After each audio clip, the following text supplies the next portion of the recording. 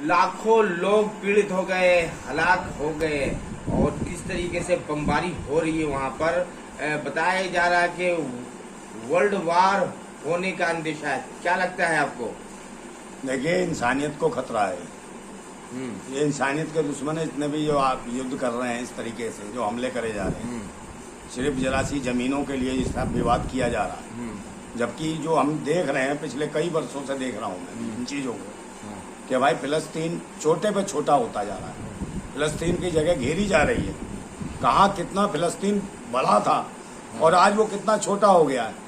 और उसके बावजूद भी उनके ऊपर जो तानाशाही जो हो रही है, जो गुंडागर्दी हो रही है, जो बदतमीजियाँ हो रही हैं, उसकी एक हद हो गई है। तो मैं फिर एक बात कहता हूँ कि सब्र सहने की भी एक सीमा होती है। सब्र सहने की भी एक सीमा होती है। बांध टूटता धीरज का तब अति होती है।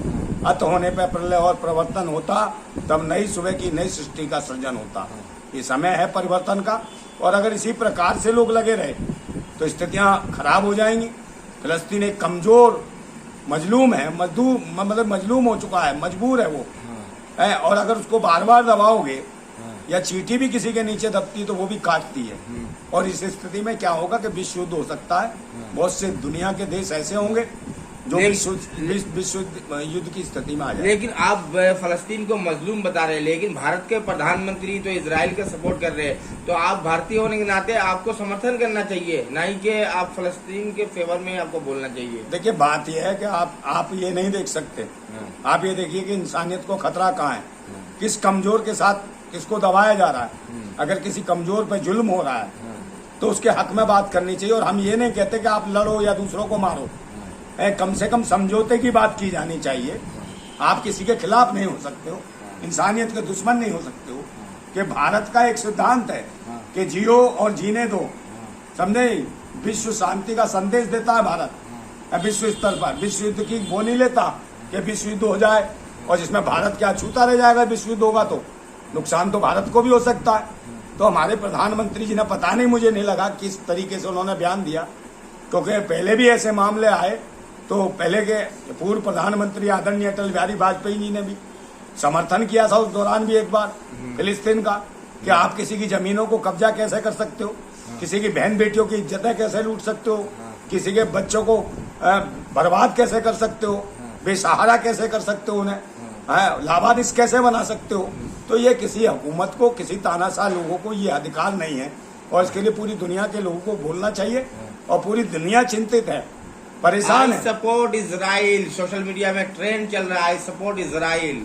और जो है पूरी दुनिया के लगभग कंट्री जो है इजराइल के समर्थन में उतरे हैं। क्या देखते हैं आप, किस तरह? देखिए, मैं तानाशाह तो हूँ नहीं। तानाशाह लोग, तानाशाह मानसिकता के लोग जो धर्म मजहब के नाम पे जो अनुवाद या जिहाद मचाते रहे। तो आपको लगता है ये धर्म मजहब की बुनियाद पर ये जंग हो रही है? बिल्कुल, ये कट्टरता के नाम पर जो आतंक मचा हुआ है, ये कट्टरपंथी लोग हैं। कौन फैला रहा है कट्टरता? अरे कट्टरता दिख रहे हो, इजराइल की कट्टरता नहीं है। यहूदी हैं, वो अपने हिसाब से इस्लाम को समझ के टारगेट कर रहे हैं, पर इस्लाम नहीं है वो, पहले इंसानियत है। आप इंसानियत का कत्ल नहीं कर सकते हो। हर इंसान को जीने का हक है कायनात में। और आप उनकी जमीनों पे, भूमि पे, उनके घरों पे, उनके मकानों पे, उनकी बेटियों पे, उनके बच्चों पे आप कब्जा करेंगे, उन्हें मारेंगे। तो क्या किसी वो जो मजलूम है, मैं कह रहा हूँ मजलूम की स्थिति में आ गए और मजबूर हैं वो लोग। अब पूरी दुनिया में कितने देश हैं, सब तानाशाह शासक देश हैं, अपने को सबको कमजोर को दबाने में लगे हैं, जबकि कमजोर के साथ खड़ा होना चाहिए। अमेरिका भी इजराइल के समर्थन में उतर आया है। भाई अमेरिका, मैं कह तो रहा हूँ, आप आगे पीछे कहीं भी देख लीजिए, अमेरिका का इतिहास रहा है। कहीं आतंकवाद फैलाना है किसी देश में तो अमेरिका का हाथ रहता है, हथियार सब अमेरिका के मिलते हैं। कहीं भी देख लीजिए, आज तक जितनी भी कंट्रियों में जो कांड हुए। और यही वजह है कि इसकी दोहरी नीति की वजह से अमेरिका की जो पीछे से बात करता है, यही वजह है कि आज दुनिया की सबसे बड़ी शक्ति के रूप में वो दिखाई दे रहा है। इस चालबाजी से कुछ नहीं होने वाला। लेकिन नंदा भाई, क्या वजह रही है? फलस्तीन और भारत का दोस्ताना तो बहुत गहरा रहा है शुरू से, लेकिन अचानक जो है इजराइल का समर्थन करना कैसा है? और जब प्रधानमंत्री इजराइल का समर्थन कर रहे हैं तो भारतीयों को भी करना चाहिए। देखिए, मैं इस पक्ष में नहीं हूँ, सबका अपना अपना सोच है, विचार है। मैं नहीं हूँ इस पक्ष में, मैं इस मानसिकता का नहीं हूँ, समझे नहीं। और किस तरीके से लिया, किस कट्टरता से लिया? हो सकता है प्रधानमंत्री जी ने हमारे ने 2024 की हमारे यहाँ चुनाव होने जा रहा लोकसभा का, उस मानसिकता को लेके किया हो कि हाँ भाई वहाँ जो फिलिस्तीन के लोग हैं मुसलमान हैं, इस्लाम को मानने वाले हैं, तो ये जाए मैसेज भारत के अंदर के जो इस कौम को तथाकथित हिंदुओं के दिमाग में ये जाए कि भाई हमारे प्रधानमंत्री तो बिल्कुल मुसलमानों का खात्मा चाहते हैं, देखिए वहाँ समर्थन कर रहे हैं, मगर स्थितियाँ उससे उलट देखिए, इन्हें फिलिस्तीन दिखता है, इजराइल दिखता है, वहाँ की इस्माइल दिखती है इजराइल की इन्हें। वीडियो वायरल हो रही है, वहाँ पर निर्वस्त्र करके महिलाओं को वहाँ पर जो है नारेबाजी हो रहे हैं फलस्तीन में, वो वीडियो को किस तरह देख रहे हैं आप? अरे सरकार मेरी, ये तो प्रोपेगेंडे है, हाँ, ये दहशत गर्दी लोग हैं जो प्रोपेगेंडा दिखा रहे हैं कि भाई ये महिलाओं को ऐसे प्रोपेगेंडे हमारे भारत में भी चलते रहे और पाकिस्तान में भी चलते रहे। कुछ लोग हैं जो कट्टरता के नाम पे इस प्रकार के वीडियो वायरल करके और नफरत फैलाने का काम करते हैं। आप इससे बचिए। आप ये देखिए इंसानियत का कत्ल हो रहा है, मासूम बच्चे मर रहे हैं, बहन बेटियों की इज्जतें लुट रही हैं, उनके घर परिवार टूट रहे हैं, उनकी जमीनें घेरी जा रही हैं। आपकी कोई जमीन घेरेगा तो कौन कब तक देखेगा इस बात को? और प्रधानमंत्री जी ने, मैं कह रहा हूँ हमारे प्रधानमंत्री जी ने, आज उन्हें इजराइल की चिंता है, आज वहाँ की चिंता है विदेशों की, मगर भारत के मणिपुर की चिंता नहीं है। हमारे प्रधानमंत्री जी को निर्वस्त्र बहन बेटियों को घुमाया क्या उनकी वीडियो नहीं देखी लोगों ने? और ये तो कड़वा सत्य है कि भारत के सेना के पूर्व सैनिक की पत्नी को निर्वस्त्र करके घुमाया गया मणिपुर में। कितनी बहन बेटियों, हजारों बहन बेटियों के साथ रेप किया, लेकिन नंदा भाई हत्याएं की, और इनकी सरकार भाजपा की। तो ये कट्टरता कौन सी कट्टरता है? लेकिन पिछले 9 साल में शिक्षा, स्वास्थ्य, रोजगार, सुरक्षा जैसी चीजों को इन्होंने धत्ता कर दिया है, बिल्कुल बेकार कर दिया है। तो आगे होगा क्या इस देश के अंदर? समझे नहीं? आपको मैं यही बताना चाहता हूँ कि भाई मणिपुर पर भी ध्यान दे लें। हमारे प्रधानमंत्री जी, मणिपुर के लिए एक शब्द नहीं निकला उनके मुंह से, समझे नहीं? किसी के साथ कुछ गलत हो जाए उसके लिए एक शब्द नहीं निकलता। कोई संसद भवन में किसी को जाति और धर्म को टारगेट करके गालियां दे, प्रधानमंत्री खेद व्यक्त नहीं कर सकते। लेकिन नंदा भाई अल्टीमेटम दिया जा रहा है लगातार कि गाजा खाली किया जाए। फलस्तीनियों को इजराइल ने लगातार अल्टीमेटम दे रहे हैं। अरे तो भाई जाएंगे कहाँ? आप मुझे बताओ, वो लोग कहाँ जाएंगे?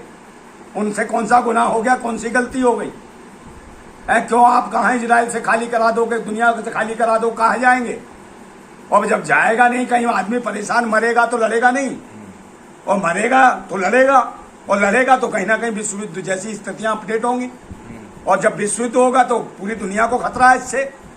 और ऐसी स्थिति बनाने से अच्छा है कि ज्यादा भारत को या अन्य जो देश हैं, कोई भी देश है, वो चाहते हैं कि शांति बहाली करें, वहाँ समझौता कराएं, और लोगों के सामान्य जीवन जीने का एक अधिकार है सबका।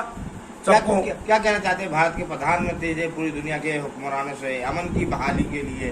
क्योंकि दोनों मुल्कों में जिस तरह की जंगे बंदी हो रही है, इससे जो है नुकसान और बढ़ता जा रहा है। देखिए, मैं तो ये चाहता हूँ, भारत के प्रधानमंत्री जी से भी विनती करूंगा हाथ जोड़ के, ये मेरी विनती है उनसे, चाहे प्रार्थना समझे, चाहे कुछ भी समझे, अपील समझे, कुछ समझे, निवेदन समझे मेरा, कि आप भारत की एक नीति रही है, जियो और जीने दो। जियो और जीने दो हमारा एक मूल सिद्धांत है भारत का, ठीक है? शांति की बहाली की हम बात करते हैं, हर जगह अमन चैन शांति हो, पूरी दुनिया में हो। इसके लिए उन्हें भी, भारत के प्रधानमंत्री जी को भी चाहिए कि पहल करें कि भाई इस लड़ाई और दंगे को खत्म करो और समझौता करो। सबको जीने का अधिकार है, इससे दुनिया नहीं चलेगी, नफरत से दुनिया नहीं चलेगी, मोहब्बत से दुनिया चलती है। इंसानियत के लिए जीना चाहिए। और फिर मैं कहता हूँ कि जब ज्यादा कुछ होता तो विश्व युद्ध की स्थिति होती है। तो फिर मैं एक शेर है मेरा, मैं उसके माध्यम से कहना चाहता हूँ कि वो गुलाम बड़े बुज़दिल हैं, वो गुलाम बड़े बुज़दिल हैं जो कहते हैं क्रांति बड़ी मुश्किल है। वो गुलाम बड़े बुज़दिल हैं जो कहते हैं क्रांति बड़ी मुश्किल है, और क्रांति हर मुश्किल को आसान बना देती है।